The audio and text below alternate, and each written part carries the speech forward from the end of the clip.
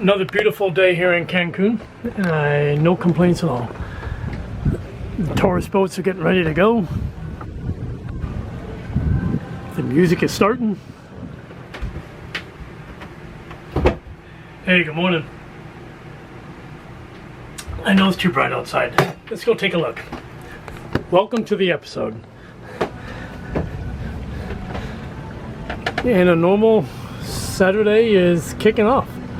I see lots of tourists walking along to their various respective charter boats.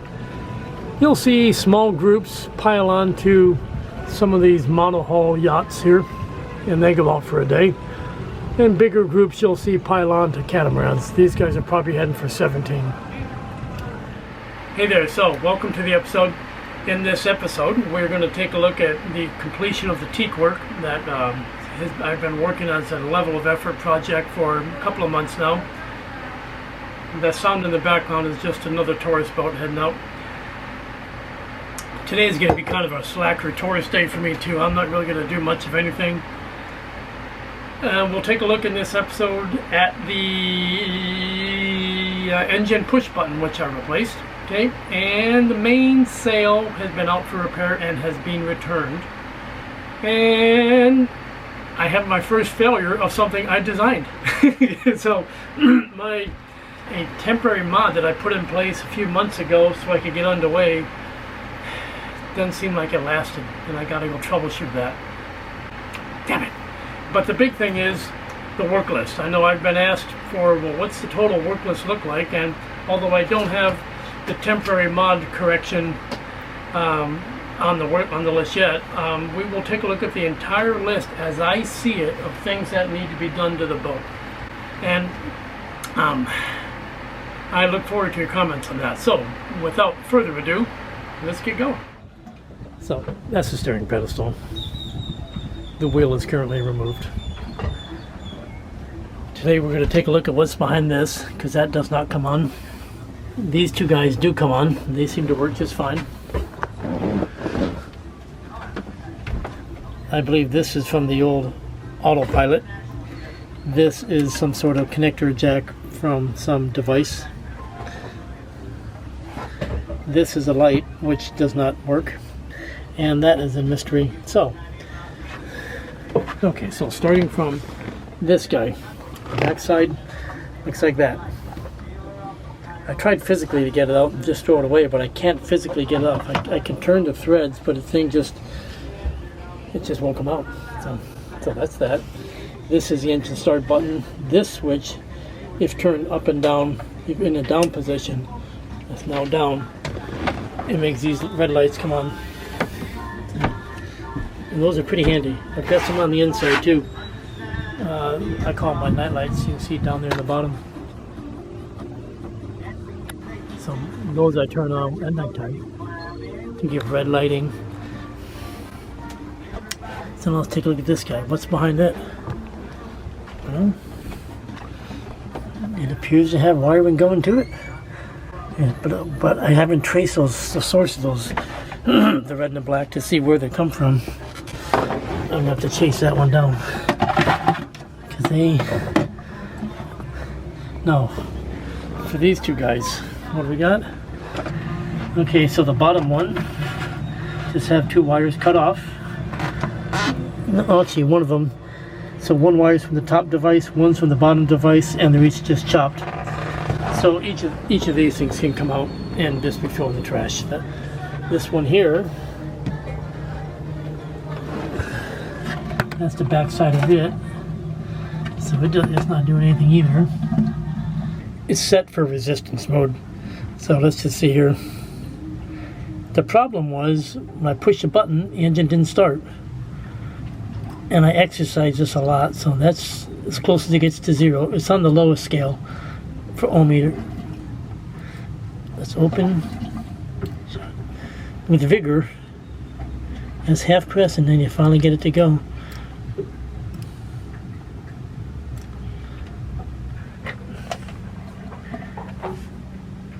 Okay, let's tighten these babies up.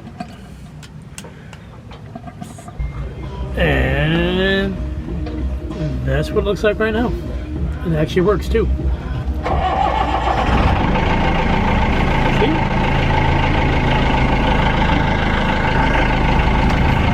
And you never start the engine without looking for the fresh water. You never start the engine without.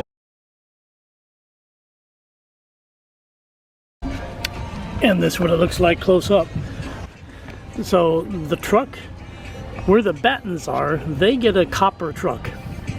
Maybe bronze. I don't know, it looks like copper to me. All the other trucks are plastic little shit. But the battens is inside of there. And it gets its own little special pocket sewn into the sail, because I'm sure the ends of it would tear the sail to shreds. The batten, I'm sure, is just a fiberglass rod. So we got these plastic clamshell kind of caps on both ends. On the leading edge of the sail, I can't physically remove it because it's wrapped around, you know, by the truck. So I've taken off the first clamshell for the largest reef, the one closest to the bottom, and this is what it looks like. So I took it apart. That was easy enough.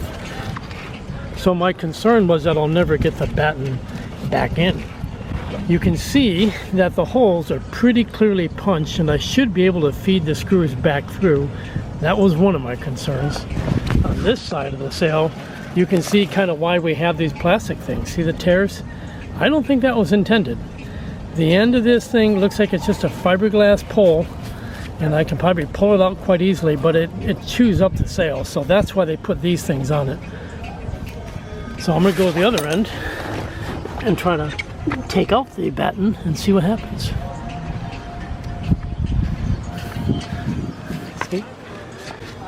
See, I just gave it a little push, and it's just a piece of fiberglass. There's a slot on the trailing edge, and these freaking things are heavy.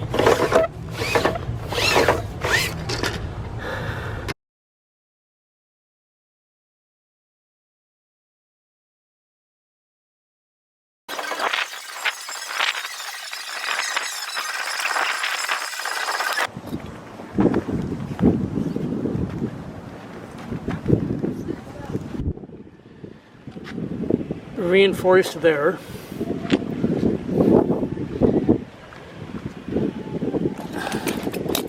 That's a repair, and so is that.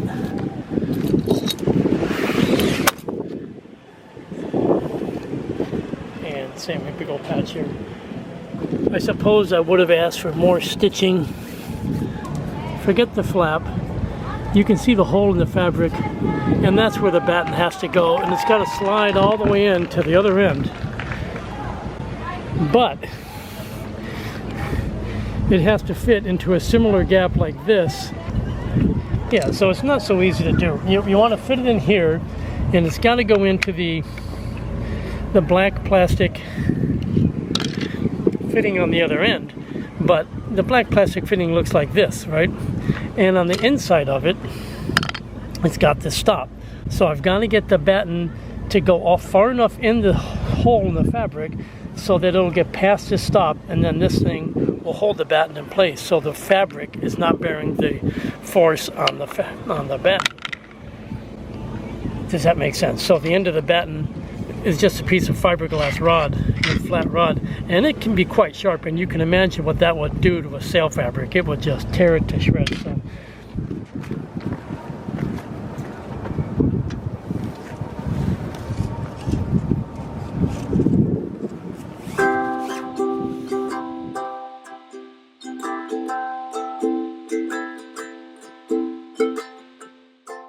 Well, there's no real easy way for me to do this. I mean, I could spend days and days trying to learn a way to record a spreadsheet into a movie, but it's just too hard and it takes too long, so let's just go. This is my spreadsheet, guys. There's not much to it. I broke it into several categories, as you can see here. So the categories are hull integrity. That's going to include bilge pumps, things like that, and, you know, getting the water out of the boat if it is in, and keeping the water out of the boat. And deck division means anything that's done topside. If you're a Navy guy, anything that the bosun's mates would do. For me, it means anything a proper sailor would do. So sailor things, painting, any of the topside work is what we would include here. The engine, I think, is pretty self-explanatory. Auxiliary systems includes potable water. You see the first item on the list. Anything like interior decking, electrical work, anything in the cockpit, auxiliary systems, stuff that's not critical to make the boat go or to stay afloat, but other work that we need to have on a boat. And I think hotel cosmetic is probably pretty self-explanatory also. When we run down the list, you'll see what some of those items are. And don't dismiss them, because it does affect your daily quality of life.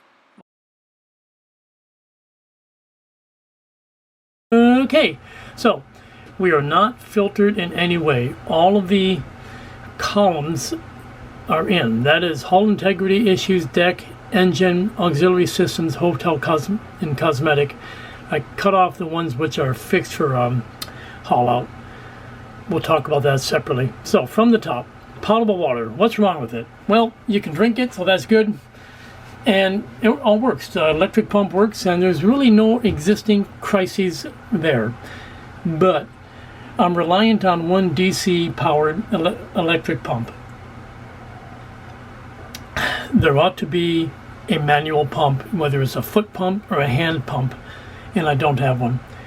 I have some abandoned equipment in the system that is stuck in place, and I can't remove it because the hoses are so brittle and so stiff that it's very difficult to work with, and physical bilge access is not possible. So these two jobs, they go together. The bilge is not accessible because the designers of this boat screwed down with 1,000,000 screws almost all the decks, and they only left me a couple of very small plugs to see, that's just the main a couple bilge. of chosen locations. And I want to be able to completely remove all the deck plates if I want to, and I will need to in order to change out all these water hoses and run new hoses and stuff like that. The jobs go together, those two. And so does that one. Clean and paint the bilge. It ought to be shiny, bright white by the time I'm done. I want the cleanest, nicest, happiest bilge in the planet, because I think that's safety. It's a safety matter. When your bilge is clean and tidy, that's a sign that we are looking at the bilge. It's a sign that we're doing our maintenance, and you can see problems more quickly. You can solve problems more quickly if you have good access and you can see what you're doing. And all abandoned gear is gone. All right, night lights. Okay, so I have installed some night lights. These are little red lights, little LEDs that come on at night when I turn on my night light switch. And that worked very, very well. It includes the compass light. It includes 2 red lights in the cockpit. It includes a couple of red lights in the cabin, but I need more up by the berth and in the head. It's just too dark up forward, and I really stubbed my toe while I was on the way over here. And that's an easy rainy day job. I just haven't done it yet. Bilge pumps, kind of related to clean paint bilges. The bilge pumps themselves do work. I've got 2 of them. The problems I have is that the hoses are run all the way from the middle of the boat to where the bilge is, from where the bilge is all the way to the back on the transom. And those hoses run directly under the engine, which makes it very hard to clean under the engine, which makes it hard to see parts of the engine. So it really is, these hoses actually inhibit access to the engine compartment, and they don't need to be there.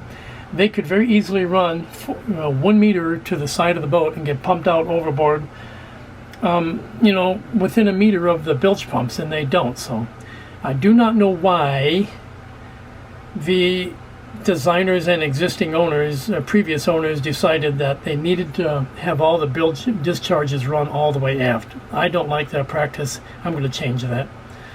You see, including in here is a shower sump. That's going away. And building a debris screen at the bilge entry is going to go in, because right now if I drop something in the bilge, it's going to roll all the way down and it's going to go in that bilge, and that bilge is deep, very deep. Okay, next one there, row 7. It's right here. Install new daytime lighting. Right now there's no white lights in the berth, and hardly any in the galley. only a small one in the nav station, and B22 is a type of DC light bulb that I want to install. B22s are the ones that look like this. This is an LED bulb with a nice warm white light, like a yellowish white. I need to get more fixtures that can take that kind of light bulb, that have little sockets that look like that, and I don't have any, and they're not so easy to find commercially. So that's another project. Okay, seacock, replace, restore. That's a haul out job. It's necessary because I am terrified that I can't shut any of the seacocks, even though the hoses look pretty good. That's very vulnerable. The way the seacocks are installed, we have talked about this before, they're mounted on old plywood, and that plywood is physically decomposed to the point it's not even wood anymore. It's kind of like soft cardboard, almost a fabric. And at one point, those are going to be sources of leaks. So the mounting of the seacock is part of it. The other part of it is that you can't operate them. Big job. That is my scary thing number one. Cockpit drains are not scary so much, except that it includes the seacock, because they have a seacock that can't be operated. So I need to test my manual bilge pump. Haven't done that yet. While the boat's hauled out, we're going to put on an anode on the propeller shaft. There is no anode at the moment. The last one fell off, and I need an anode on the shaft. And after the anode is on, any exposed portion of the shaft or the propeller are going to get coated with a commercial product called Prop Speed. That's an epoxy that will stop bottom growth. We'll see if it's not too late to use that. And if I'm able to get a copper coating put on in Guatemala, that's going to happen. It's better than bottom paint. It lasts a lot longer, and that's what I'm going to put on if it's available. Work the shaft seal. That's a job I'm going to hire out, because I don't know shit about these shaft seals, and I do want to get a damage control pre-kit ready to go. The next two jobs go together. The old depth sounder transducer that was in hull, through the hull, that's still in place. It's not leaking, but as almost everything else goes in this boat, the wire on the inside of the transducer was chopped off, but the transducer is physically in the hull. So we're going to destructively remove the old transducer, and if possible, install the new transducer in the same hole. If needed, we'll abandon the old transducer, patch the hole, and then drill a new hole for depth sounder. It all depends what kind of hole that has, and it looks, if it's a 2-inch square or 2-inch round hole, then that'll probably suit me just fine. We'll just have to wait and see. I have not bought my new depth sounder yet. Refarnish the Teak rails. Well, glory be, that job is complete for this year. Gonna take a few months off of that. Okay, now we're going to run down the list, and you'll see some cosmetic stuff popping into the list. The Galley. Okay, so the Galley is just awful as far as its utility. And I'll put another snippet of why that is, so please stand by. I got that song on my iPod. Okay, so what's wrong with the Galley? Well, where do we begin? First, the refrigerator is the old style of marine fridge that cruising boats used to always have. Almost all of them were built like this. The fridge and the freezer, or really the freezer and the fridge, are down in these hatches. Okay, this one is full of dry storage. It's like my mini, I call it the Home Depot. You can see the cold plate, but this is my Home Depot. The other side is very similar, but without the cold plate. They're too huge, just too big to be a reasonable fridge and refrigerator. And you can't use a counter space, because if you put anything on the counter, every time you would want to go to the fridge, things have to move. These hatches themselves are very dangerous, because if the boat rolls a lot, they can pop loose and they would kill you.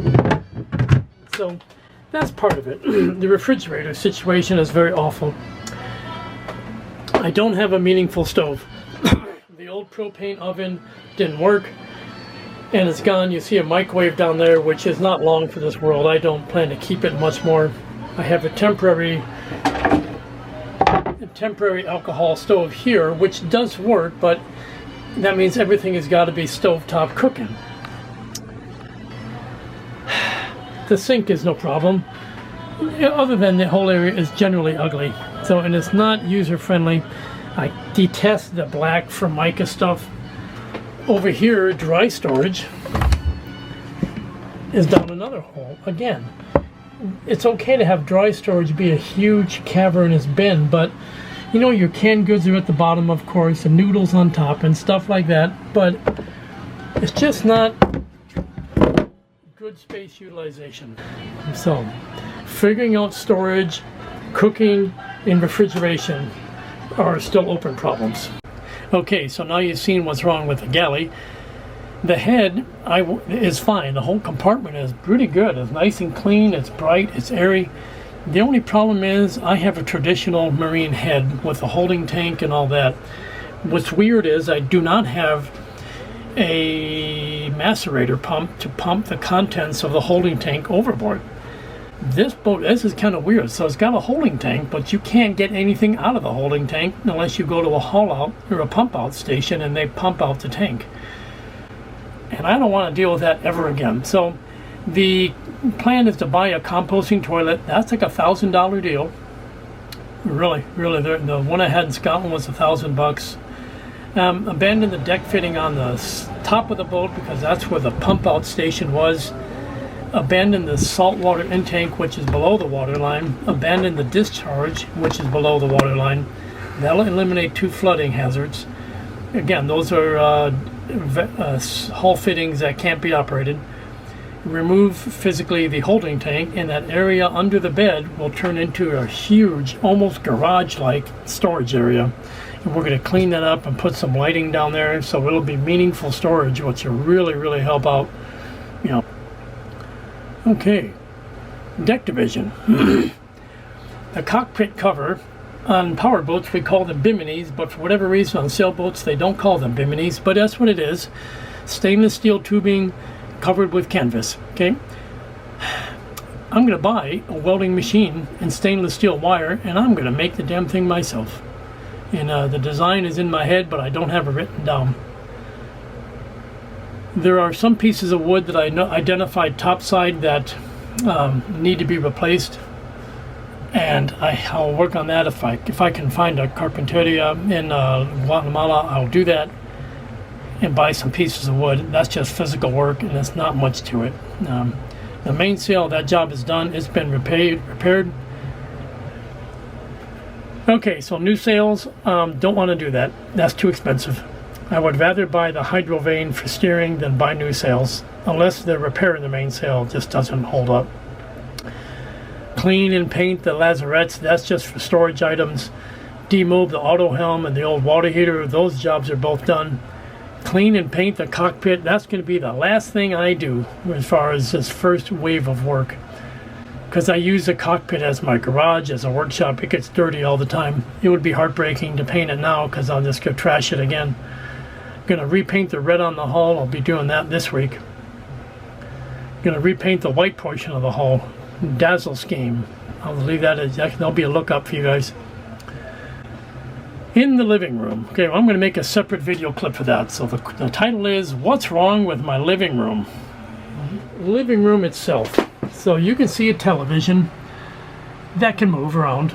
The table is mounted to that bulkhead right now. It used to be just a freestanding table that was screwed to the floor, and you can see the holes in the floor where it ripped out, you know, and anytime the boat was moving, it would just rip out, and that thing was heavy. So I chopped off the legs and I bolted it hard to the bulkhead, so that's secure. This tabletop folds down, but it's not really well done. It's not ergonomic. When the table is folded down, please stand by. Yeah. When the table's folded down, you got the string holding it for one thing, the cord. That's inconvenient. And if you're sitting here, then the table is too far away from you. So the only person who's comfortable eating is a person sitting on the blue mat. So there's a problem. So you'd like to have a table set up that is comfortable for anybody.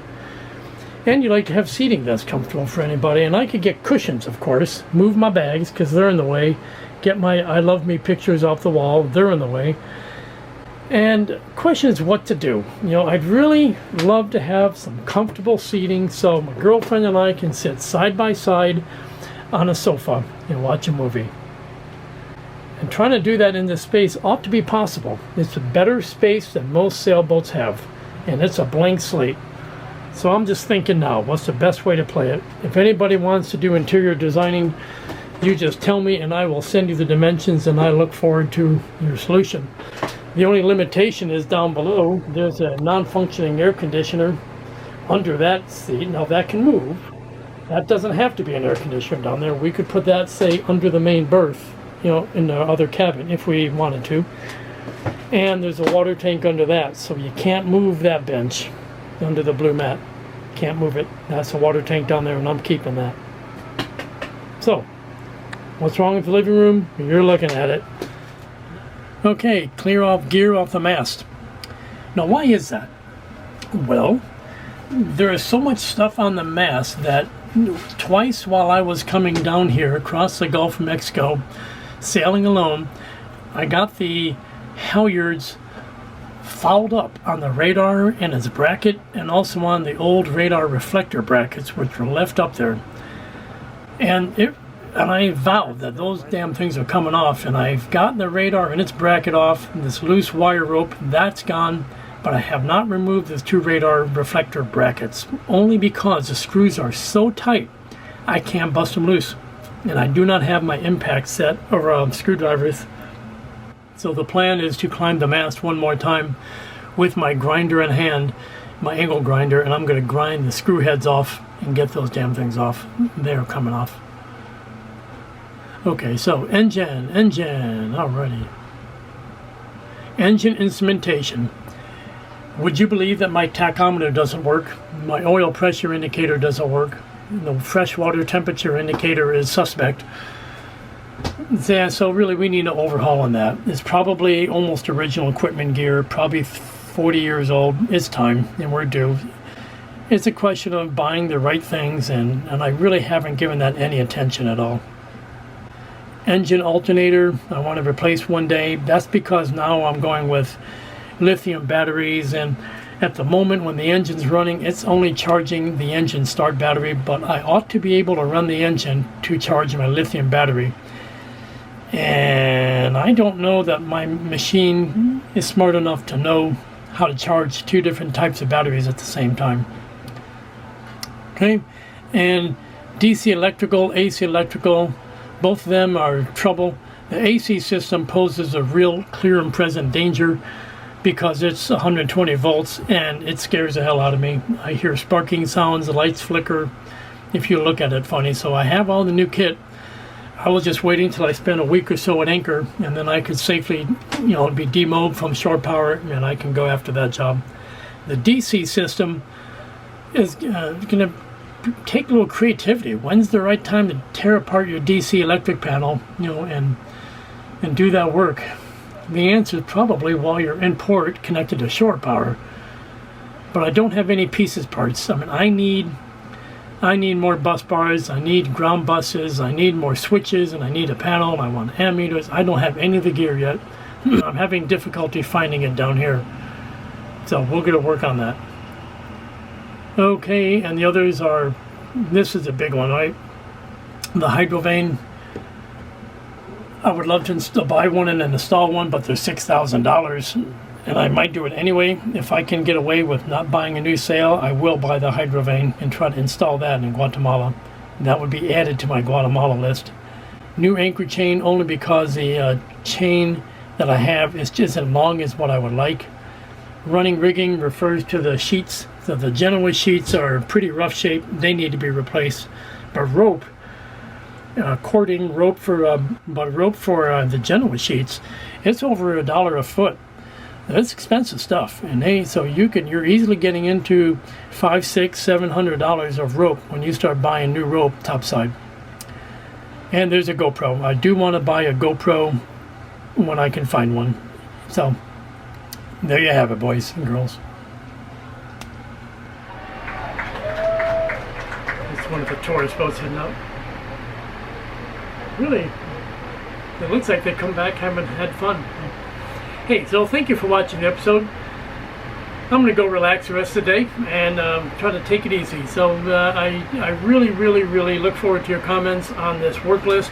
If you think there's something that's a gaping hole, or if you think you know a specific way I can fix something, for God's sakes tell me, because I want to have this boat at sea in just a couple of weeks, and we're going to head on down for that haul out. The last thing I want to do is finish a haul out, splash the boat, and the next day learn something new that I should have done while I was hauled out. You know, that's what none of us want. You know, the nuclear guys know that when you finish an outage, the last thing you want to do is realize you have another job that needs an outage to repair. So comments are a big way to help avoid that. What I want to be in 2 months, I want to be ready to leave Guatemala. Maybe 2.5. And I want to head for Cayman Islands and Jamaica and those places, and I'll work my way to Puerto Rico and then loop around in the Dominican Republic and kind of hang there for a few weeks until the weather and the timing is right to get to the U.S. And so assuming we get visas, we'll head for the U.S. and then cross Atlantic. So there's a lot of things in my future, and I'm excited about this trip, but it all starts with fixing the right things and fixing the right things at the right time. So your comments are pretty valuable to me in that respect, and I really do appreciate it. I really do. The dialogues that I get. There's a few folks out there who had some thoughts on what I was doing or not doing to the ways I reef the sails and ways I should do it better. And hey, that matters to me, and I appreciate it, because none of us know everything, right? And I know lots of stuff, and I think I'm a pretty clever guy, and I can muddle through. But one thing I don't want is to rip my sail again. You know, I can't afford it. I don't want to buy a new sail yet. so take care, everyone.